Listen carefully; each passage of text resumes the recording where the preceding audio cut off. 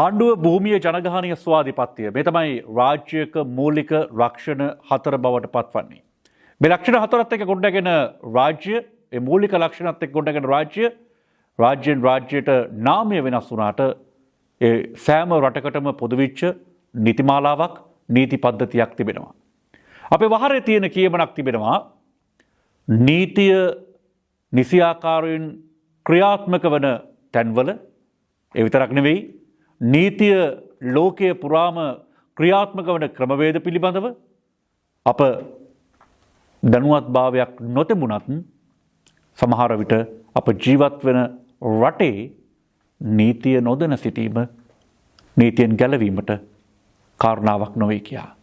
අපි ඕනෑම මොහොතක අප ජීවත් වන රටේ නීතිය පිළිබඳව අවබෝධයකින් ජීවත් විය යුතුයි. අද අපි කතා කරන මාතෘකාව එහෙම නැත්නම් අපේ කතා බහ ශ්‍රී ලංකාවේ සිට ෆින්ලන්තයට සංක්‍රමණය වූ ඔබට අතිශය වැදගත් වන මාතෘකාවක් බවට පත්වේවි.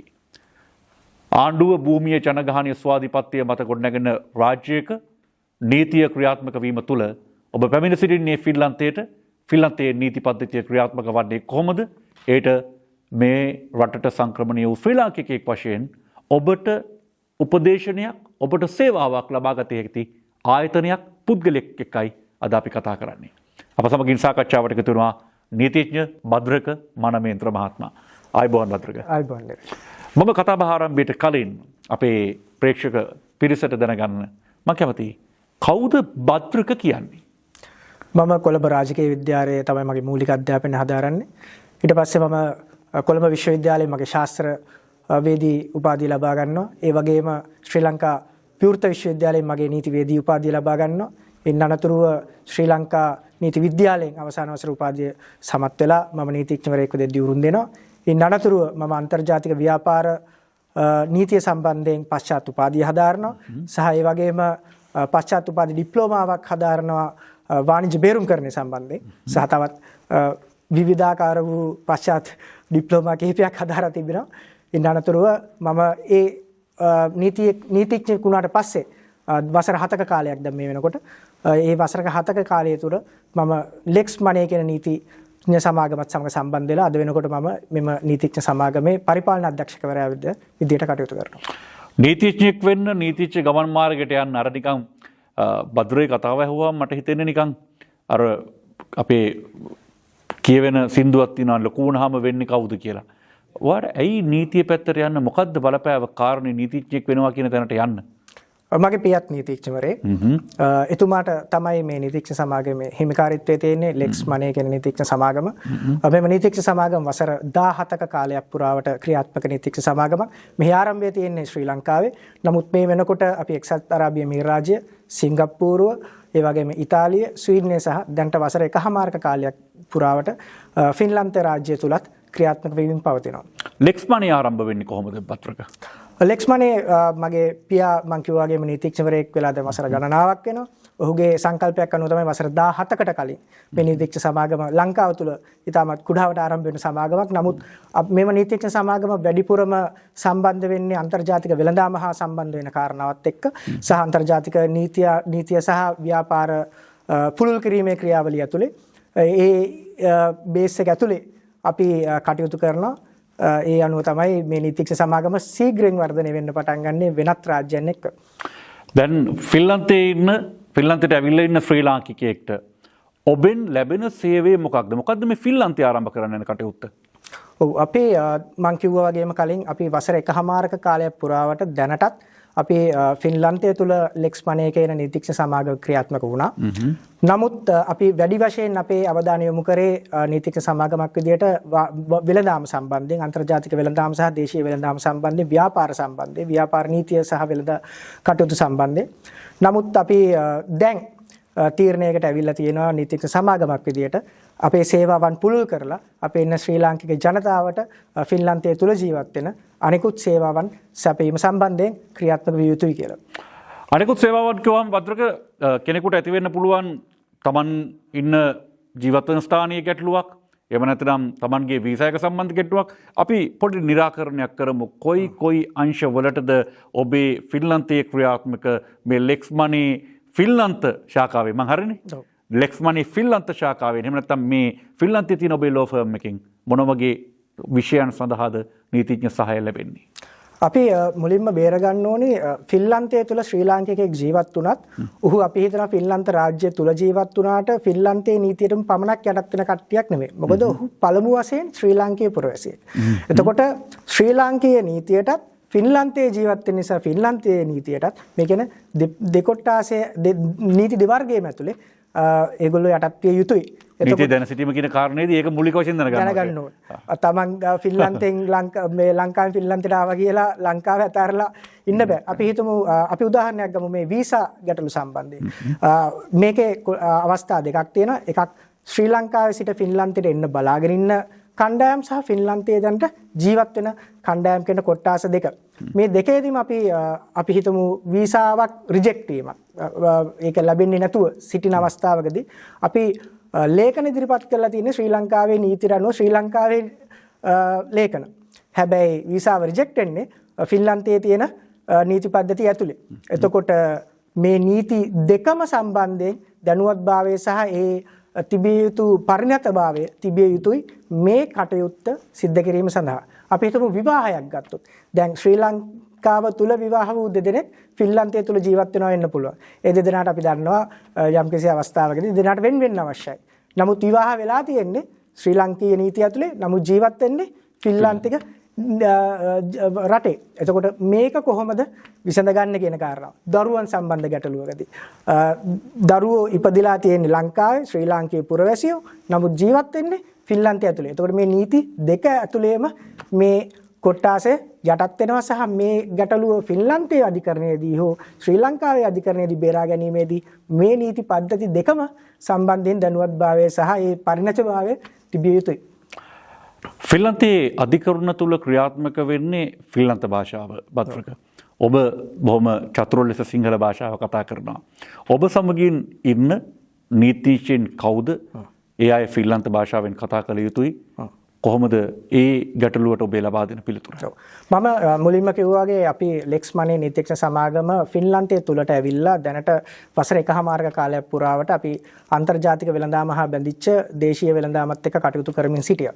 එතකොට අපි මේ අන්තර්ජාතික වෙළඳාම සහ දේශීය වෙළඳාම කියලා කියන්නේ තාම පුළුල් පරාසයක තියෙන නීති පද්ධතියක්. එයට නීති ගොඩක් සම්බන්ධ වෙනවා අවස්ථාවන් කිහිපයකදී. එතකොට අපි ෆින්ලන්තයේ ජීවත් වෙන සහ ෆින්ලන්තයේ අධිකරණ පද්ධතිය තුල ක්‍රියාත්මක විය හැකි නීතිඥවරු අපේ නීතිඥ සමාගම තුල සිටිනවා. ඒ වගේමයි ශ්‍රී ලංකාවේ අපි වගේ නීතිඥවරුත් මේකේ ඉන්නවා. ඒක නිසා ෆින්ලන්තයේ අධිකරණ පද්ධතිය තුල ක්‍රියාත්මක විය යුතු ආකාරය සහ ශ්‍රී ලංකාවේ නීති පද්ධතිය ෆින්ලන්තයේ නීති කටයුත්තකදී සම්බන්ධ වෙන ආකාරය සම්බන්ධ කියන ආකාර දෙකම සම්බන්ධයෙන් අපේ නීතිඥ සමාගම ඉතාමත් පළපුරුදු නීතිඥ සමාගමක්. ඔබේ විදේශ රටවල් සමගින් තියෙන සම්බන්ධතාවය එහෙම නැත්නම් ලෙක්ස් මනි ආයතනය මේ ෆින්ලන්තයේ නෙමෙයි හාපුරා කියලා කරදිය වලල්ලෙන් මෙපිටට ඇවිල්ලා ඉන්නේ. අපි මුලින් මතක් කළා වගේම යලි වතාවක් මතක් කරමු කොයි රටවලද ඔබේ සේවා ක්‍රියාත්මක වෙන්නේ ඔබේ සමාගමේ? අපි ආරම්භ වුණේ ශ්‍රී ලංකාවේ මම මුලින්ම කිව්වාගේ මේ වෙනකොට අපි එක්සත් අරාබි එමිරාජ්‍ය, සිංගප්පූරුව, ඉතාලිය, ස්වීඩනය සහ දැන් මේ වෙනකොට ෆින්ලන්තයේ සිටිනවා. අපේ නීතිඥ සමාගමේ නේවාසික නීතිඥවරු මෙම රටවල් වල සිටිනවා. ඊට අමතරව අපේ පාර්ට්නර්ෂිප්ස් කියලා තියෙනවා. ඒ පාර්ට්නර්ෂිප්ස් කැනඩාවේ, ඇමරිකාවේ, එංගලන්තයේ, ඉන්දියාවේ සහ නවසීලන්තයේ සහ ඕස්ට්‍රේලියාවේ කියන රටවල් වල මේ වෙනකොට ක්‍රියාත්මක වෙමින් තිබෙනවා. ලෝකයේ රටවල් තුල අත්දැකීම් තිබෙන ශ්‍රී ලංකාවේ වසර ගණනාවක අත්දැකීම් තියෙන පළපුරුද්දක් තිබෙන නීතිඥ සමාගමක් වශයෙන් ලෙක්ස් මනි නීතිඥ සමාගම එහි පරිපාලන අධ්‍යක්ෂවරයා දැන් ඉන්නේ ෆින්ලන්තයේ. ඔහු තමයි නීතිඥ භද්‍රක මනමේන්ද්‍ර. අපි කතා කරමින් ඉන්නේ ඔහුත් එක්ක. ඔහු ෆින්ලන්තය තුල ශ්‍රී ලංකාවෙන් ෆින්ලන්තයට පැමිණ සිටින ශ්‍රී ලාංකිකයන් වෙනුවෙන්ම මේ රටේ නීතිය, ඒ කියන්නේ අපි ෆින්ලන්තයේ ජීවත් වෙන ෆින්ලන්තයේ නීතිය, ඒ වගේම ලංකාව තුල ඇති වී තිබෙනවා නම් ගැටලුවක්, ඒ සියලු කාරණාවලට සිවිල් සහ අපරාධමය කියනා වූ අංශ දිත්වයටම නීතිඥ සහාය ලබා දෙන්න සූදානම්. හැබැයි අනිත් පැත්තට ප්‍රශ්නයක් තියෙනවා. අපේ හිත් වලට වද දෙන ගැටලුවක්නේ භද්‍රක. මේ අපේ කෙනෙක්, අපේ රටේ කෙනෙක්, අපි දන්න කෙනෙක්. මෙයා අපේ කෙනෙක්ව අඳුරනවා වෙන්න පුළුවන්. මේ භද්‍රකට මේ ඔක්කොම ඩීටේල්ස් ටික දුන්නාම මේවා ආපහු අපේ රටට යන්න පුළුවන්. අපි මේ රටේ මෙහෙම වැරද්දක් කරලා තියෙනවා කියලා මෙයාරා ආපස්සට යන්න පුළුවන්. මේ පෞද්ගලිකත්වය ආරක්ෂා කරන්න බදින සහතිකය මොකද්ද? මම මුලින්ම කිව්වා වගේ අපි අවුරුදු 17ක් පුරාවට රටවල් ගණනාවක ක්‍රියාත්මක වෙන නීතිඥ සමාගමක්. අපිට අද වෙනකන් කිසිම එවැනි වූ චෝදනාවක් එල්ල වෙලා නැහැ. ඒ වගේමයි මමත් වසර 7ක් තිස්සේ දැන් නීතිඥවරයෙක් විදිහට ඉන්නවා. මට පෞද්ගලිකව එවැනි වූ කිසිම චෝදනාවක් ලැබිලා නැහැ. සහ නීතිඥවරයෙක් වශයෙන් අපි දියුරුම් දෙනකොට තියෙන මූලිකම දෙයක් තමයි ඇවිල්ලා අපේ සේවාදායකයාගේ තියෙන පෞද්ගලිකත්වය සුරක්ෂිත කරනවා කියන එක. ඒක අපි අපේ තියෙන උපරිමයෙන්ම කරන දෙයක්. කිසිම අවස්ථාවකදී තමන්ගේ පෞද්ගලික දෙයක් අපෙන් පිටට යන්නේ නැහැ කියන විශ්වාසයෙන් අපිට පොරොන්දුව දෙන්න පුළුවන්. ඒ පෞද්ගලිකත්වය ආරක්ෂා කර ගනිමින් අපි කැමති ඔබේ අත්දැකීමක් බෙදා හදා ගන්න. ඇයි මේ තරම් මේ සමාගමක් ආරම්භ කළ ෆින්ලන්තයේ මේ සේවා ලැබෙන තැනට ඔබ යා යුතුයි කියා තීරණයක් ගත්තේ මොකක්ද හේතුව? ඔව් ඒක ඊටමත් සංවේදී කාරණාවක්. මොකද හේතුව අපි මම මුලින්ම කිව්වා වගේ අපේ නීතිඥ සමාගම වැඩිපුරම ක්‍රියාත්මක වුණේ අන්තර්ජාතික වෙළඳ මහා බැඳිච්ච කාරණාත් එක්ක. නමුත් හේතු දෙකක් තියෙනවා අත්‍තරම. නමුත් එක කාරණාවක් අතිශයින් සංවේදී.